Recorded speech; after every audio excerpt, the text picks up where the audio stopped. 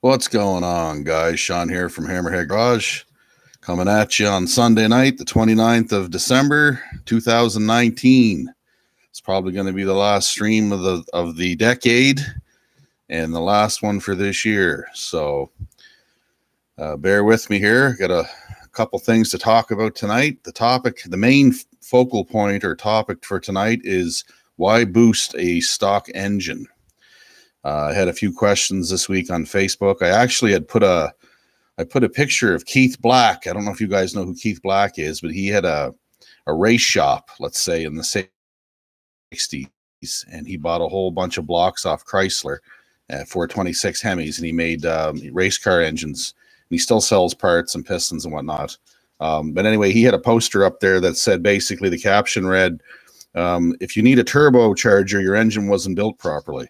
So I had a few people didn't agree with that, didn't like that or whatever, but those are his words, not mine. Boosting engines is a great way to make cheap horsepower. It can be cheap, it can also be not cheap, and I'm going to get into that here in a second. But there's a number of reasons why people do it. Right now, the current craze, from what I've seen, maybe you guys can correct me if I'm wrong, but the current craze is like twin turbo LS engines. Seems to be like everyone's doing it. I don't know if it's because the street outlaw guys are doing it or spend a lot of money in a hurry. Connection's unstable, it's saying. Please wait. Okay, I guess I'm back now. I apologize if my connection's in and out. It's been a little bit wacky today, guys. But anyway, as I was saying, you can spend a lot of money in a hurry on an engine if you don't have a plan, i.e. you don't know how to build it, you don't know what parts to use or where to get them, for instance, other than buying new. I mean, I buy things like from Summit or Jegs is the last resort usually, unless I can't find what I'm looking for locally. I try not to buy parts. I try and just build what I got. But of course, you can't always do that. But anyway, there's pros and cons to boosting an engine. And when I'm talking boost, I mean like a stock motor, you put a turbocharger or twin turbo or supercharger, or even nitrous is considered boost because it really is. Nitrous is like chemical supercharging, I guess is the best way to describe it.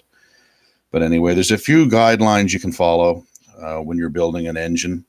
If you have the engine idea in your head that you want to build it just for a boost motor, then there's a few things you should do. If you're going to make 8 to 10 pounds of boost, which is relatively safe on a cast iron crank and cast rods, you want to keep the compression between 8 to 1 and 9 to 1.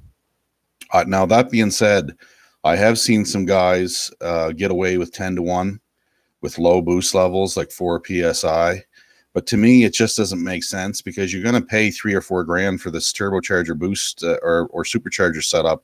It's an awful lot of money to pay for the gains you're going to get from 4 PSI. But I mean, if you have it laying around, that's a little bit different, I think. But anyway, you want to, if you're going to build a higher boost engine, you're going to want like a forged bottom end. You're going to want like an Eagle crank or a Scat crank or something with like 4340, 4330 forged high quality steel that's been machined properly. A set of good rods never goes too far astray. Like you can pick these up sometimes, Eagle rods, or you can get a set of Olivers, or if you can afford it. There's other options as well. The stock rods on most motors, Fords especially, they're pretty stout to begin with. I mean, they'll take a whack of power, and you can actually you can get them shot peened, you can get them machined to take all the little burrs and nicks and stuff off them and make them even stronger. The stress risers would be something like if you had a rod and there was like a piece, like a little dent on the side of the rod, or there was like sharp areas. You don't want those sharp areas because that's where a crack can form, right? That's called a stress riser. So you want to take care of that. Now, as far as camshaft selection goes for boosted motors, you want to keep the lobe centers fairly wide. A 108 lobe center is a good one for a V8 street motor and naturally aspirated. So if you were going to throw a turbocharger, let's say on a Chevy 350 or a 302 Ford or whatever, you'd want to open up that lobe center to like 112 to 114. Now, the reason you want to do that is because you guys know that there's a thing called valve overlap, and that's when the intake and the exhaust valve are both open together for a split second. Now, what can happen is under extreme boost situations is the intake charge can come in from the turbocharger or supercharger, and there's such high pressure that it just blows. Rather than going in on top of the piston and being compressed, when the piston comes up, it just blows right out the exhaust. So you're losing all that boost pressure. So in order to keep that in the cylinder more effectively, you want to reduce the overlap. And a good way of doing it is to open the lobe centers. The lobe centers is the distance between the cam lobes in degrees. So the wider it is, the larger the lobe center is on it, the less overlap you're going to have typically, right? Now, when you're getting into like modular motors and dual cam engines, overhead engines and stuff, that changes a little bit. You want to have a good set of breathing heads. An engine's an air pump after all, right? So at the end of the day, it doesn't matter if it's naturally aspirated or turboed or supercharged. It's an air pump. You want to pump air in, you want to pump air out, and you want to get it in well and get it out well. That's in it. If you can do that, you're going to make good power, right? Especially if you have all the other things like your ignition and compression and everything set up properly.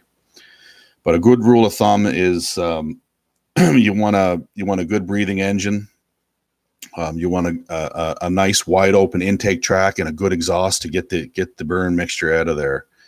And that works equally well with boost. When you're pounding, see, like normally you've got what atmospheric pressure is 14.7 psi, but the problem is that there's no engine that actually gets that much pressure inside the intake track, because you've got losses like you've got a restrictive air filter, or you've got a stock airbox with like a long, some of them have those long cones, you know what I mean? Like in the air intake track with all these baffles and stuff, and they restrict airflow like mad.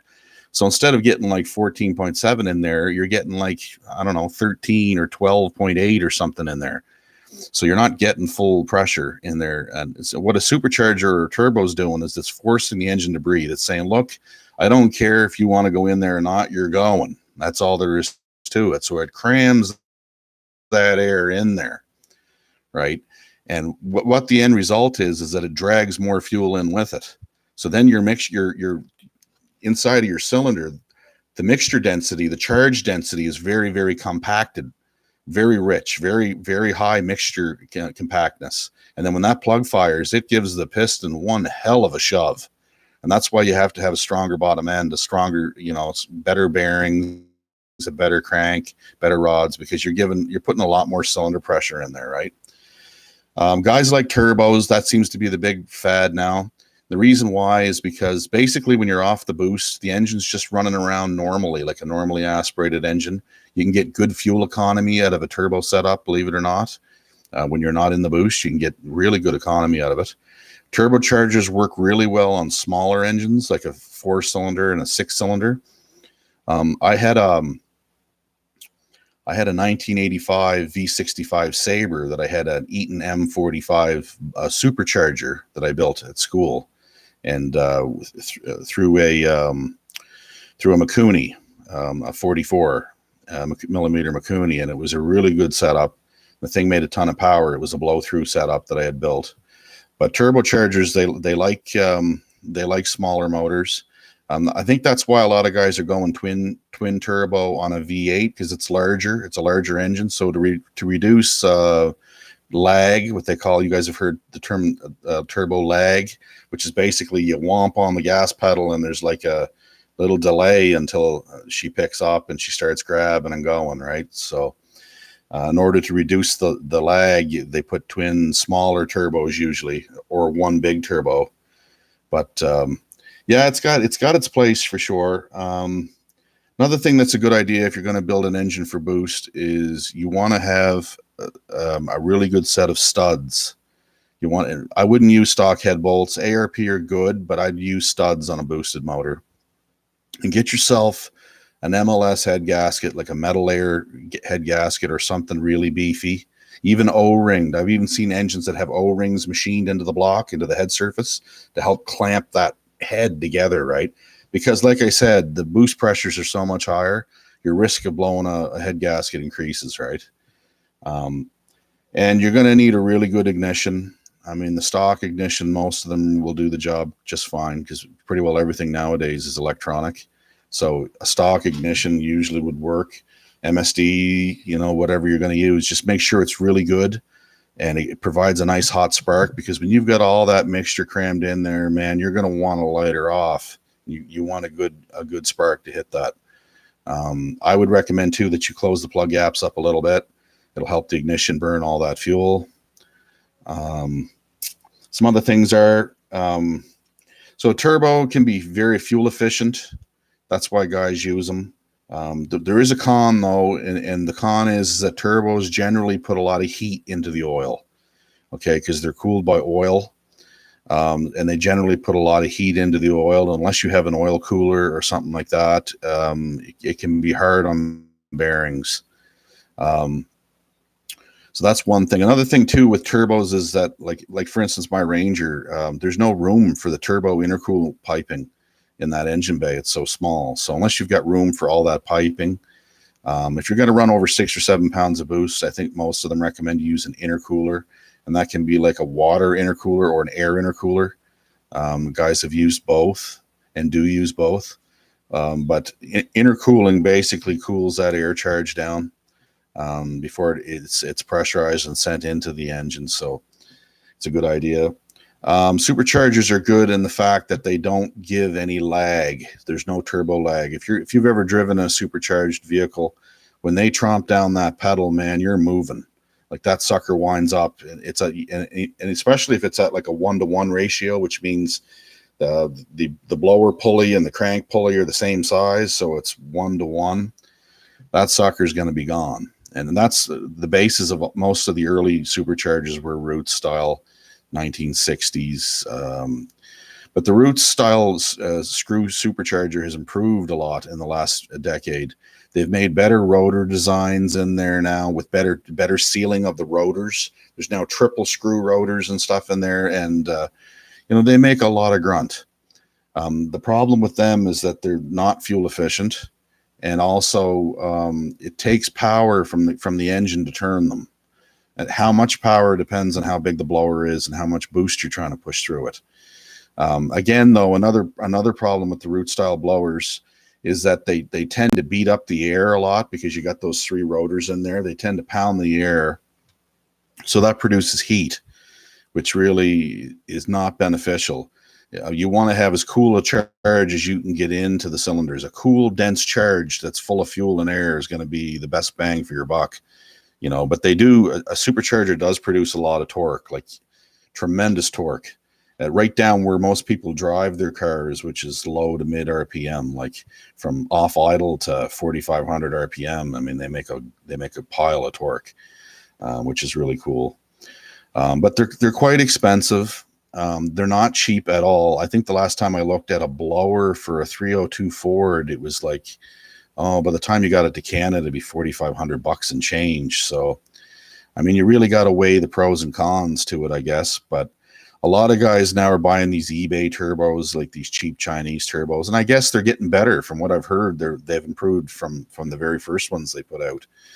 And if you've got like a Fox body or you got a bigger car where you've got room for the piping, I mean, go for it. I mean, by all means, there's nothing wrong with those eBay turbos, other than the fact that I heard that the wastegates that come with them don't regulate boost pressure very well. So I think what happens is they go wide open, so they produce as much boost as the thing's capable of, and that may not be a nice experience for you if you don't have everything set up just right.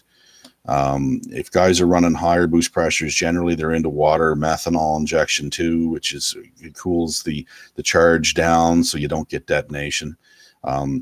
And of course, with any boosted engine, you have to back the timing off a certain amount because you can't have a lot of hot spark lead with a supercharger or a turbocharger. It's like nitrous, right? Every 100 PSI of nitrous, every 100 horsepower shot of nitrous, they recommend you back the timing off 3 or 4 degrees, right? It's the same thing with the supercharger. You got to back that timing down. Or just use better fuel. I mean, I know if you can afford VP 110 or racing fuel, by all means. I mean, I can't. So I'm stuck with 91 octane up here in Canada. That's the best fuel we can get. So it limits the amount of power you can make, guys. It really does, right? But still, again, like I said, you got to have an idea what you want. If you're building a street car, build a street car. But if you're building an ass hauling a strip car, then go all out on it. You know, like the most compression you can get away with, really, boost it to the moon, right?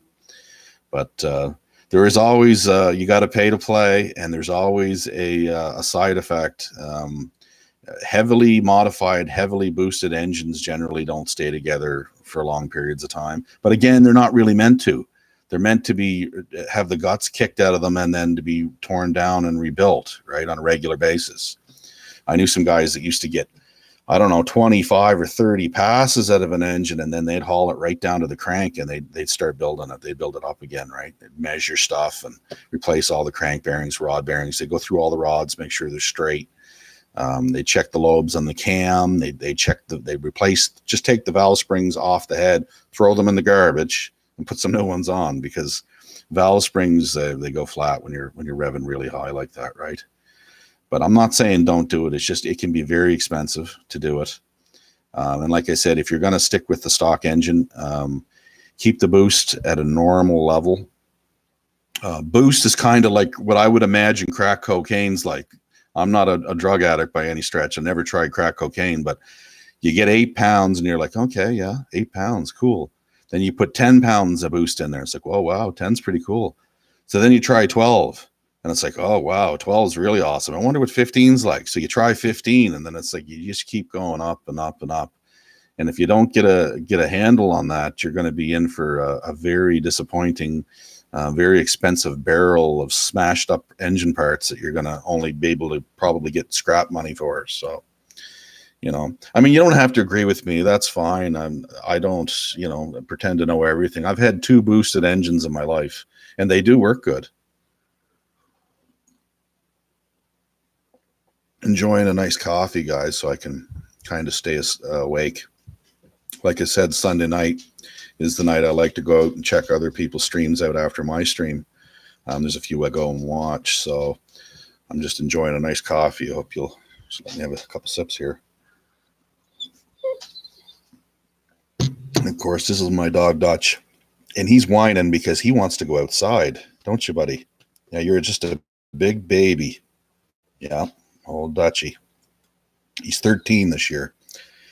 But no, boosted engines are a ton of fun. I mean, you know, like it's crazy what the power you can make, right? It's just unbelievable, especially on pump gas. Like pump gas, like I was saying up here in Canada. Hey, backyard build trucks. What's going on, man? Nice to have you on here. It's crazy what you can actually do with it. You know, and the power you can make. And like I said, the reason you're making that power is because it's just saying, I don't care if you want this extra air, whammo, you're getting her, you're breathing it, you're taking it. So here you go. Here's a bunch of boost and you're just dragging in fuel with it. So, I mean, it doesn't have to be an injected motor either. I've seen some really, really wicked blow through turbo and supercharger setups for carburetors, right? But I don't think you can use a stock carb. The carburetor has to be set up for boost. There's ways you can modify a stock Holley or Edelbrock or whatever you have for boost, right? I'm not pretending to know exactly what. I think there's something involved with the float modification. But there's probably other things you should do as well. Maybe one of you guys can chip in here. Yeah, Roots blowers are a blast, man. If you've ever been in a really high horsepower blown car, and you hear that blower whine, and then the guy kicks it in the guts, man, does that thing ever haul the mail? Like you're hanging on for dear life, right? Like the holy frig handles, that's what we call those door handles that hang up above the doors here in Canada. We don't say frig, but whatever, you hang on to those things for dear life because she's making power, right? But I got nothing against boosted engines. I just can't afford one right now. I'm going to continue building naturally aspirated for a while and just see what I can get out of that. I mean, you know, I think my next engine project is going to be a stroked out 351 Cleveland, not a Windsor, but a Cleveland motor with like build it into like a 408 Cleveland and put like a a really wicked set of Windsor Junior heads on it, like Edelbrock or something, with big runners, and then like a single plane manifold with a large high flowing carburetor and good rods, good bottom end, and then spin her up to 75, 85, 100 RPM and let her eat, right? And I think that'd be really fun in a lightweight little package. But like I said, there's pros and cons to everything you do, and there's nothing that's free. There's trade-offs for everything, right? But you can build stuff still like a boosted engine pretty cheap. You guys probably watch Motor Trend, or you've watched David Freiberger. Remember when they built that Rotson? It was like basically a rusted out old piece of shit Datsun, and they put a 5 liter out of a Mustang. I think it was an 88 Mustang, regular 5 liter motor. And then they got a turbo out of a 6 liter, I think it was, or 7.3 Ford turbo truck. And they put it in there, and that thing was just stupid. I think they have that video on YouTube for free. Go check it out. It was crazy. It was so much power that it actually broke that puny little T5 in there. And of course, you can make a T5 that'll handle the power, but obviously they had the stock Mustang drivetrain in it. But man, that thing was crazy fast. I mean, and it was the Datsun's light. It's like 2,500 pounds. And I think they put it on the dyno at West Tech, and it made like 660 foot-pounds of torque and like 560 horsepower or something like that, right? Which is just stupendous for a little car like that. And of course, I'd be scared to drive in that Rotson with the 4-cylinder engine in it, because the thing is just, it's bagged, man. I mean, it's probably better now, but when they first got it, it was, you just touch it, and if you could see like a 4 ounces of rust would fall off the door and stuff. Like it must have been a Canada car. It lived up here in the Salt Belt or someplace, right? 6 liter Power Stroke turbo. There you go. Yeah. Like that's insane, right? But I mean, that just proves to you, though, guys, that you can go to the junkyard, and with a well thought out setup, you can make something, that's super powerful for not a lot of money. But again, fast, reliable, cheap. Pick any two, right? I mean, you know what I mean? Like you got to. there's always a side effect. There's always a yin and a yang to everything, right? It'll stay together for a while, and while it does stay together, you'll have a hell of a lot of fun with it. But I mean, it's, you learn to fix your stuff, and if it breaks, so what? Just go build another one or fix the broken piece, right? But you got to remember, guys, that when they, like the pioneers of nitro, let's just say like Don Garlits, okay, and Ivo, and all those guys way back in the 60s, they were taking factory Chrysler, Chevrolet car engines and stuff right out of the factory, and putting tremendous boost pressure in them and tremendous power with nitro and superchargers and stuff on them. And they would boost them to the moon and break them to try and find out where the weak parts were. And once they found out where all the weak links were, they went in there and fixed all that stuff as much as they could, right? And once they had the majority of that stuff, they still melted pistons down and stuff. But once they got all the kinks worked out of it, man, they were breaking records. Look at Don Garlits there. Look at the records that guy broke. And first guy, I think over 200 miles an hour, and like crazy stuff, right? And that was with factory Ford stuff, or factory Chrysler engines and stuff. I think he was running a 331 Hemi and a 392 Hemi. And then they forced him to run the 426. I don't know if you guys seen that story, but basically they said to Don one day, they said, listen, we're not running the 392 Hemi anymore. We're going to run the 426 Hemi. So Don was like, oh, great. This is like a week before like the Nationals, and they're springing this on me. So anyway, he put this 426 in there, and they was running like a dog all weekend. They were way off the pace. He's like, I'll fix you, you SOB. So he went and he put a bunch of timing in it. He grabbed the distributor and gave her a twist. He said, that'll fix you. So anyway, it was cackling so bad at the line that the guys that normally back the car up and wipe the tires off didn't want to go near the thing, because it sounded like a demon coming out of hell. But anyway, so he ran down there and he said, surely you're cooked in the cool off area. When you shut it off down at the end there where they come pick you up. and they took the oil pan off. He was expecting there to be a whole pile of rods and piston parts in the bottom of the oil pan. He took it off. He looked under there. He was shocked. It was clean as a whistle. The oil was even clean on the thing. Like, he couldn't believe it. So he was sitting there with it, and he was like, he put her back together, 50 degrees on the old balancer, on the old distributor there. He gave her the big Cavardian twists there at 50 degrees. Then he went out and he set like a track record or something. I think 7 something, which was really fast for back in them days. And so, I mean, that's, you know, they weren't scared to push the limits.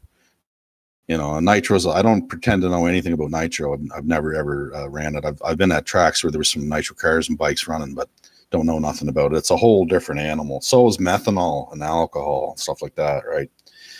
But I'm talking poor man stuff. I'm talking what power you can get out of pump gas, regular 91, 93 grade pump gas. I don't know what they have available in the United States, but I think it's higher than 93. I'm pretty sure. But if you go to any Shell gas station in Canada, the best you can get is 91, which is, they call it V power, and it doesn't have ethanol in it. And I find that works the best in my stuff. You can't get any better fuel. I mean, you can get them little jars of race gas with like this 32-ounce cans at like Summit and stuff, but I mean, they're $40 a piece by the time you get them to Canada. So that's just, it's out of my price range. But compression is the limiting factor as to what you can build, and that's why a lot of guys are building turbo motors, because you can run them on pump gas and they'll make a gob of power. You know, but there is a limit there too, right? There is a limit there. Again, like I said, boost is addictive stuff, and anyone that's ever run a boosted engine knows that it's you know, it's addictive, right? And you can quickly get into the zone where it's like, wow, this is I better not tell the wife kind of stuff, right? But anyway, yeah, best money spent on an engine is getting it balanced. Yeah, for sure. There's no question about it. Internal balance, if you can afford it, man, that's the way to go, right? I think personally. And that goes not just for boosted engine, but for an NA motor as well, like a good solid street engine. Yeah, spend your money where it counts, right?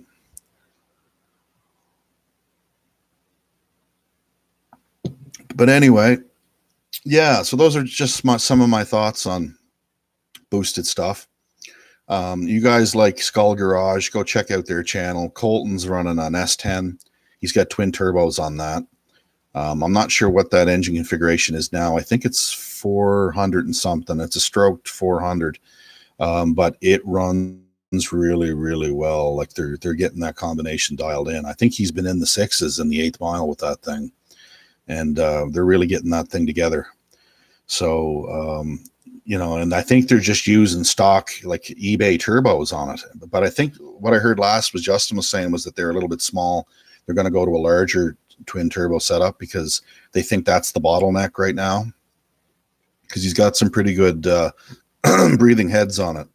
So he thinks the turbos are the bottleneck. So they're going to try and get after it, I guess, and get some bigger turbos on there in the new year. Also, guys, if anybody knows where there is a 427 Chevy harmonic balancer that I can get for a decent price, let me know, please. I got a friend who needs one.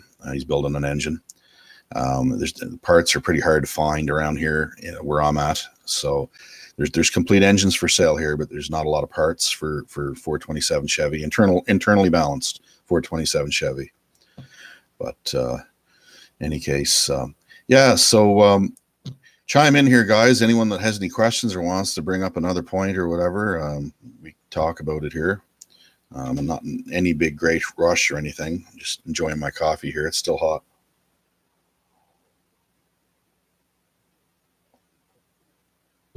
I'm like a radio announcer. Doesn't like dead air, right? 396, 402, 427. All internal balance, all interchange. Okay, well, that's good to know. So basically any big block Chevrolet, except for 454, I guess that's externally balanced. It's a little bit different. But yeah, if anyone knows of a balancer, just hit me up there. Let me know that you've got one and what you want for it. And, you know, if I can afford it, I'll pay you for it and get it sent down here. But I hope you guys liked my last video I did on parts. I like to sell parts, to use parts. I buy project bikes. Sometimes I fix them up. Sometimes I blow them apart and sell the parts on eBay or other places. There's cheap ways you can afford, if you got a little bit of time, you can afford to do this hobby. Nothing's super dead cheap, but you can build stuff for, if you're willing to do the work and scrounge for not a lot of money, right? So, but yeah, I mean, Backyard Built Trucks is right. If you got the cash to spend on balancing and better machine work, by all means, that's a good way of going about it. But you know, you don't have to either, because look at Skull Garage. Those boys build porch motors, and they don't balance and get a lot of machine work done, and their engines run really well. I mean, go check out their videos. I'll put a link in the description here after the video's over, if you guys want to check out Skull Garage. And, the Wilsons, Dale Wilson, Colton, and Justin there, and they got a pretty cool setup. They live down in Arden, North Carolina, and I'm a big fan of those guys. And actually, the carburetor that's on my engine right now, Justin built it. I sent it down to him. I found a Holley 4777, sent it down to him to rebuild it for me. So he did a job on it. He's a master at those Holley carburetors, guys. Like, the guy knows just about everything about Holleys. Like, you have a question for him, or if the engine's doing a certain thing, he'll tell you what to do. He knows right what's going on with them. So I mean, I'm not near as good with them. So I figured, yeah, you know, send it down to him, let him play with it. So, and I do that. I mean, you know, you want to make sure that, you know, if there's something you don't know, either learn about it or send it to somebody that does it all the time. You know, if you really need to rely on that, right? And go and get yourself an old Holley and tear it apart in your spare time and just play around with it until you figure it out, and, you know, put it on an engine and tune it up yourself. And, you know, but when I first had my first Chevelle, it had a 650 vacuum secondaries carburetor. And I didn't know enough back then to know that the engine vacuum and the spring on that little diaphragm is what opens up the secondaries. So anyway, all my gearhead buddies look at it, and they never seen one of these things before either. So what they did is they went and they got mechanics wire, and they actually made it into a mechanical secondary carb. You know what I mean? Like, they bridged it in such a way that the secondaries would open with the primaries, and the thing never ran worth a damn. But of course, I've made all kinds of mistakes with that motor, but live and learn, right? But anyway, yeah, guys, so that's, you know, what I know about boost engines. I've seen some pretty cool stuff. There was a guy at school, he was on a racing team in Edmonton, Alberta, and they had a nitro drag bike. And I had a chance to go over to their shop one night when they had the bike all torn apart on 4 tables. Okay, 4 8-foot tables. They had all the bits laid out. And I got to talk to the guys quite a bit about it. And he explained it to me. And you should have seen the connecting rods. You wouldn't believe it. They were so massive. They were H-beam rods, and they were beefy. They're like that thick. It was crazy. They were all handmade. He had a 300 PSI Hillborn fuel injection system on it. The best they ever did on the bike was low 7-second ET, and on a 80% run of nitro. And I asked the guy, so what's it like riding this thing? And he goes, it's like this. He says, it's like kind of being on the back of a dragon. He goes, your best run's the front tire's right in the air, and you're steering like a dirt bike with your ass and your feet, right? It's just incredible. And the pistons were huge. They were like, I think the thing made like 1,000 horsepower. So, I mean, the pistons were just massive. Everything on the engine was beefy as hell. And he told me it cost in like $2014. I think it was like $300 or $200 a run just for the nitro, for the fuel.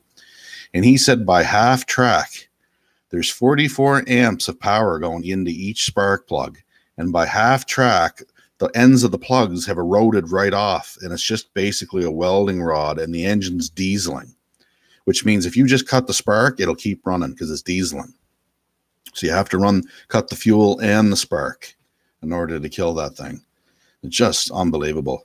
And I've been on the line before when Top Fuel stuff is left, and like you can feel your kidneys, like your whole body, just your heart, your lungs, your liver, you can feel everything, right? Because it just shakes the damn ground all the way around it. It's making so much power.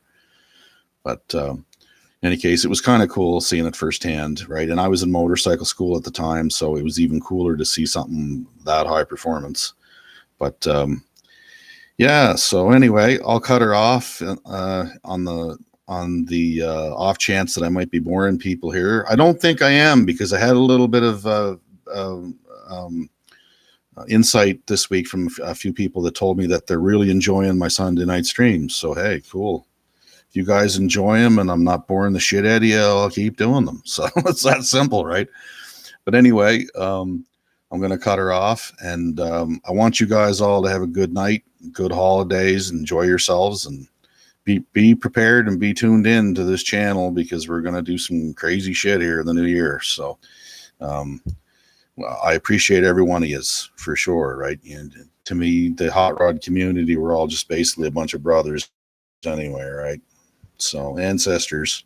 So I know there's some women getting into it now too, and have been into it for quite a while. But any case, take her easy, guys. We'll catch you all on the next one real soon.